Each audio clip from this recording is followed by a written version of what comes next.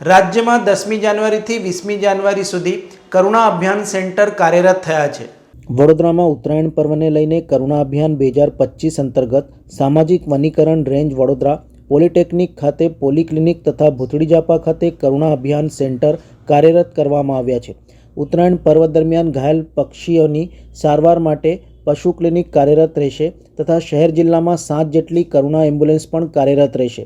ગુજરાતમાં ઉત્તરાયણ પર્વના સમયગાળામાં પતંગ દોરીથી અનેક અબોલ પશુ પક્ષીઓ ઘાયલ થતા હોય છે, જે અંતર્ગત રાજ્યમાં 10 થી 20 જાન્યુઆરી કરુણા અભિયાન 2025 હાથ ધરવામાં આવ્યું છે।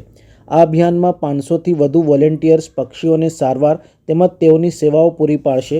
આ સાથે જ ગુજરાત વન્યજીવ હેલ્પલાઇન નંબર 8320002000 તથા વડોદરા માટે ટોલ ફ્રી નંબર 180023323636 પણ જાહેર કરવામાં આવ્યો છે। 24/7 કરુણા અભિયાનની સેવા લોકોને મળી રહેશે। ઉત્તરાયણના પર્વ નિમિત્તે તમામ વડોદરાવાસીઓને હું શુભેચ્છા પાઠવું છું।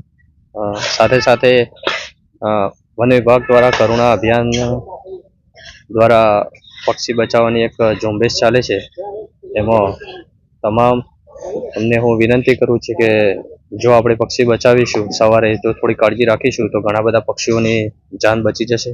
જેવી કે સવારે 6 થી 9 દરમિયાન જો આપણે પતંગ ના ચગાવીએ, જ્યારે પક્ષીઓ જ્યારે ચણ માટે બહાર જતા હોય ત્યારે ઘણા પક્ષીઓ ઘાયલ થતા હોય છે। તેમજ સાંજના સમયે જ્યારે પક્ષીઓ પોતાના માળામાં પરત ફરતા હોય છે ત્યારે 5 થી 8 દરમિયાન વધુ કેજ્યુલિટી થતી હોય છે। તો આપણે આ સમયનો કાળજી રાખીએ। બીજું કે ઘણા ચાઇનીઝ દોરાનો પણ ઉપયોગ કરતા હોય છે, નાયલોન દોરાના, જેના કારણે માણસોના પણ ગળા પર કપાતા હોય છે। તો આપણે એની તકેદારી રાખીએ, કાચવાળી દોરીનો ઉપયોગ ન કરીએ। તેમજ કોઈ પણ પક્ષી ગવાય તો અમારા વડોદરાના સેન્ટરમાં આપણા અલગ અલગ 23 કલેક્શન સેન્ટર રાખેલા છે। તેમજ ભૂતળી જાપા વેટનરી હોસ્પિટલ ખાતે પણ એની સારવાર કેન્દ્ર છે। પંડ્યા બ્રિજ ખાતે વેટનરી ખાતે પણ સારવાર કેન્દ્ર છે। તેમજ વન વિભાગનું કારેલી બાગ સ્થિત રેસ્ક્યુ સેન્ટર આવેલું છે, ત્યાં પણ 17 ડૉક્ટરની ટીમ સાથે કાર્યરત છે। અને જે પણ પક્ષી ઘાયલ થાય તો તુરંત અમારા 832000 પર કોલ કરશો તો તમને દરેકના નજીકના લોકેશન સેન્ટર મળી જશે। એ સિવાય વન વિભાગનો પણ ટોલ ફ્રી નંબર છે 180023323636, એના ઉપર પણ કોન્ટેક્ટ કરી શકો તો તાત્કાલિક એની ઘાયલ થયેલ પક્ષીઓની તાત્કાલિક સારવાર મળશે।